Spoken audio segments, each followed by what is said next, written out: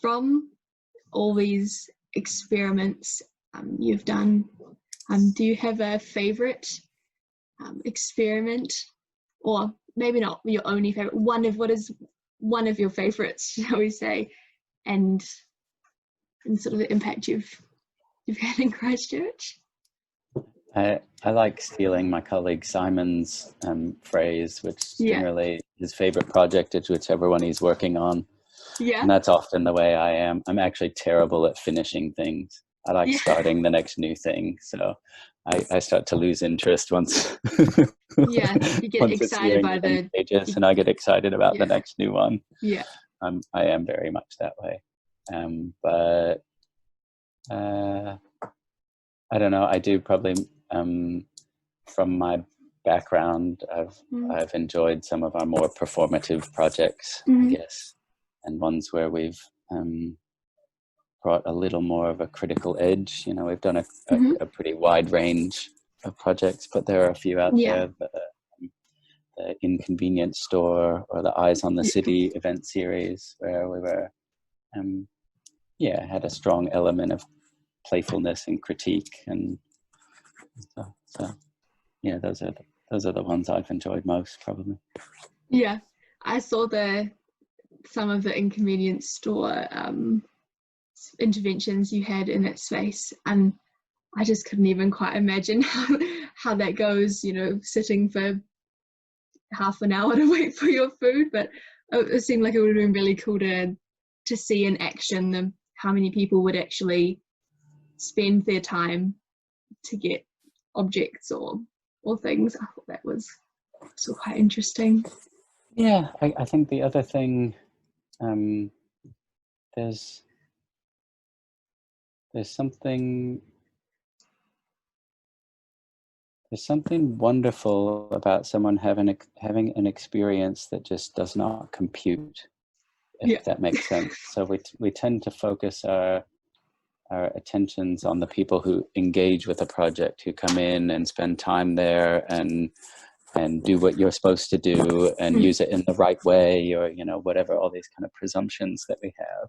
And those are the people that the kind of, I don't know, community that we value, or that we say a project is for. But I'm actually equally interested in the number of people who walk down the street and look at the Dance-O-Mat and think, what on earth? And just that little bit of unsettling feeling, something that, oh, actually there's, you know, what you understand as logic is not the only way things can be. You know, not everything has a capitalistic explanation or is done for money making or whatever, you know. So I think those experiences are valuable to give people as well. The experiences that aren't just the traditional, what you hope for a project, but the other sort of other layers of experience. I definitely would have used the Dance-O-Mat. My group, it seemed like worth the experience of anyone could watch you, but having just a sort of easy dance place to use would have been very fun. So what sort of effect, talk about the effect on people who don't really understand, but what sort of effect have you really seen in Christchurch with the implementation of, I guess, mostly these reaction and physical projects? How have you really seen that sort of change Christchurch's perception, especially after everything that has happened? If there is anything you could... I guess, you know, the reputation of Christchurch historically, well, I've been here 20 years now. It's a fairly conservative place. Or it's known as a fairly conservative place, the kind of more English than England, stuck in the 50s or something, you know, some of the phrases that you hear people occasionally use talking about this place. And I guess Christchurch has, since the earthquakes, got a new reputation as a place where things are possible and where people try things, and has quite an entrepreneurial spirit or something. And that entrepreneurial spirit is often really socially grounded, not just people coming up with new business ideas to make a bunch of money, but actually, sort of ground zero for social enterprise in New Zealand and things like that. And so, I mean, it's so hard to point at a project or two or three that we've done and say, well, this led to that. But but somewhere in there, that, you know, in the early months and years after the earthquakes, Christchurch was appearing in the New York Times and Guardian and Lonely Planet and all of that stuff as a place to visit, to see that sort of community-led disaster response and you know, innovation put to good social uses and stuff like that. And so I think that did some work to just set that tone, both for people who are already living here, some of whom would totally dismiss that idea, but some of whom would start to think differently about the place where they've grown up, whatever. But even more so, I think we've seen there are a lot of people now who have moved here more recently, who weren't involved in that immediate post-quake period, but who actually came here because they had some sense that it's a fun place where kind of quirky things happen and you can get involved and try new things, and there's kind of an embracing population and maybe agencies and whatever that, it's kind of part of the sense of the place now. Yeah, that's really good. I remember back when the earthquakes happened, the sort of view of Christchurch was just as a place where people were leaving. So it's really good to hear that you're getting a lot of people now. It's shifted and people are wanting to go there, not to escape, shall we say. Yeah. So that's really good to hear.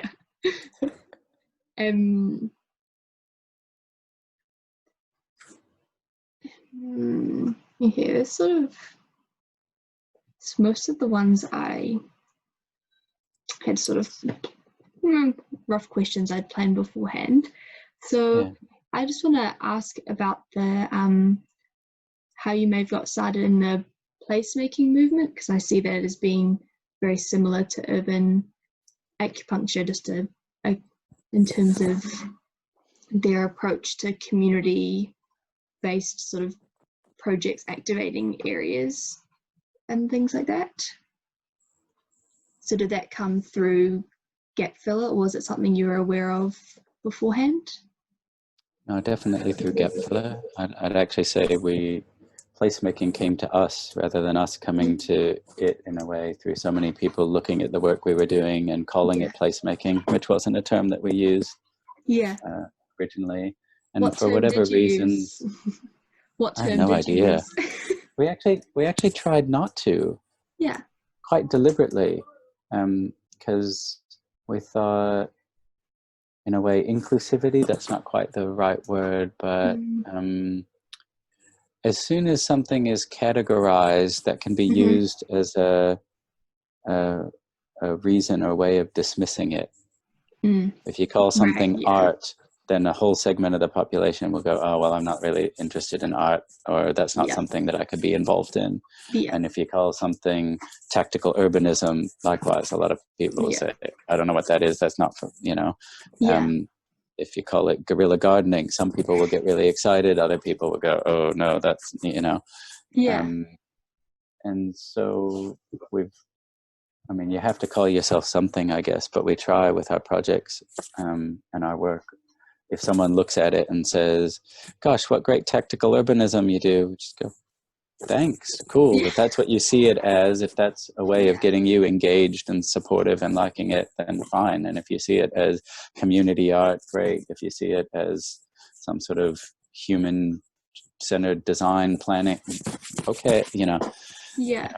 So in a way, kind of resisting definition or categorization, but man, in the last 7 years, it's become such a placemaking has just become such a trend here. Every local government and government agency now has placemaking people and a placemaking team and placemaking Yeah.